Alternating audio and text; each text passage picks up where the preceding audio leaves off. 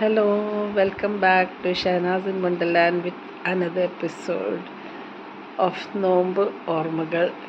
നോമ്പുകാല ഓർമ്മകളുടെ ഒരു അനദർ എപ്പിസോഡാണ്. വേറൊരു എപ്പിസോഡ് പഴയകാല ഓർമ്മകൾ. അപ്പോൾ ഇപ്രാവശ്യം ഫറൂഖ് കോളേജ് ഹോസ്റ്റലിലെ നോമ്പുകാലം പറയാൻ വിചാരിച്ച്. ഫറൂഖ് കോളേജിൽ നോമ്പുകാലം ഭയങ്കര രസമായിരുന്നു. ഹോസ്റ്റലിൽ എന്ന് വെച്ചാൽ നമുക്ക് സ്പെഷ്യൽ ശരിക്കും അത് നന്നായിട്ട് എൻജോയ് ചെയ്തിട്ടുണ്ട്. എൻജോയ് എല്ലാം നല്ല രസമായിരുന്നു ആ ഒരു നോമ്പ് കാലം. ഫറൂഖ് കോളേജ് ഹോസ്റ്റലിൽ ലേഡീസ് ഹോസ്റ്റൽ ഒന്നല്ലേ ഉള്ളൂ അന്ന്. ഇപ്പം കുറേ 2-3 ഉണ്ടെന്ന് തോന്നുന്നു. അപ്പോൾ ഞാൻ പറഞ്ഞില്ലേ, ഞാൻ നോർത്തിൽ നിന്ന് തിരിച്ച് വന്നപ്പോൾ എനിക്ക് ഒരു കാര്യം അറിയില്ലായിരുന്നു. ഈ നേരിയ പത്തിരി പരത്താൻ. അപ്പം എൻ്റെ 2 കസിൻസ് ബെസ്റ്റ് ഫ്രണ്ട്സ് ഉണ്ടല്ലോ, അവരതിൽ ഭയങ്കര എക്സ്പേർട്ടായിരുന്നു. അപ്പോൾ ഞാനും അത് പഠിച്ചെടുത്ത്. എനിക്കതൊരു വിഷമമായിരുന്നു, എനിക്ക് പരത്താൻ അറിയില്ലല്ലോ എന്ന്.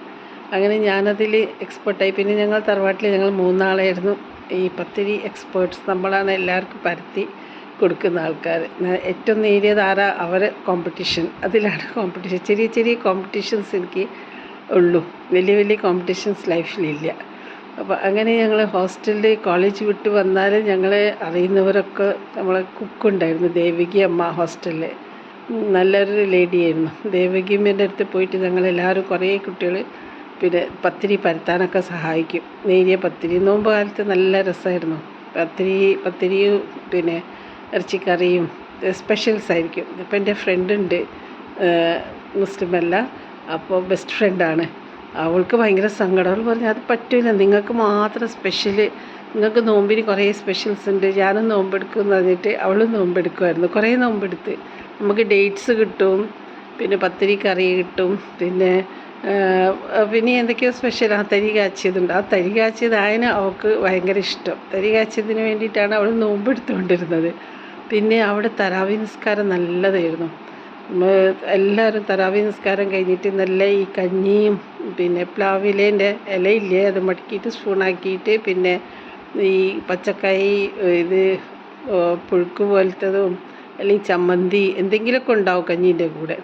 അപ്പോൾ ആ തറാവി നിസ്കാരം ശരിക്കും അത് കഴിഞ്ഞ് വരുമ്പോൾ ഇതും ഉണ്ടാവും. പിന്നെ അത്താഴത്തിന് നല്ല കുഴപ്പമില്ലാത്ത ഫുഡായിരുന്നു.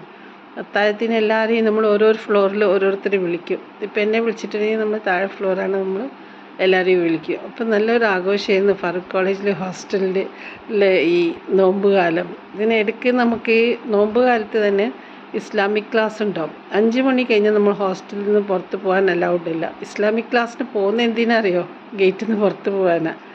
അപ്പോൾ എൻ്റെ ഫ്രണ്ട് ഉണ്ടല്ലോ, അവൾ പറഞ്ഞു ഞാനും വരും നിങ്ങളെ കൂടെ പിന്നെ ഇസ്ലാമിക് ക്ലാസ്സിന് വേണ്ടിയിട്ട്. അപ്പോൾ നമ്മളെ വാർഡൻ പറഞ്ഞ് മിണ്ടാണ്ട് അവിടെ ഇരുന്നോ, ഇനി നാളെ നീ പറയും ഞാനൊരു ബഷീറിനെ ഒരു മുഹമ്മദിനെ കല്യാണം കഴിക്കണം എന്ന് പറഞ്ഞിട്ടുണ്ടെങ്കിൽ നിൻ്റെ അച്ഛൻ എന്നെയാണ് ബാക്കി വെക്കില്ല, അതുകൊണ്ട് നീ പോകണ്ട. അപ്പോൾ അവൾക്ക് ഭയങ്കര വിഷമമായിരുന്നു. അങ്ങനെ ആ ഹോസ്റ്റൽ ഡേയ്സ് നോമ്പ് കാലവും ഓർത്ത് നല്ല രസമായിരുന്നു. Hope you liked it. Okay, enjoy your Ramzan days. എൻ്റെ സ്റ്റോറി ഇഷ്ടമായി എന്ന് വിചാരിക്കുന്നു. പഴയ ഓർമ്മകളാണ്.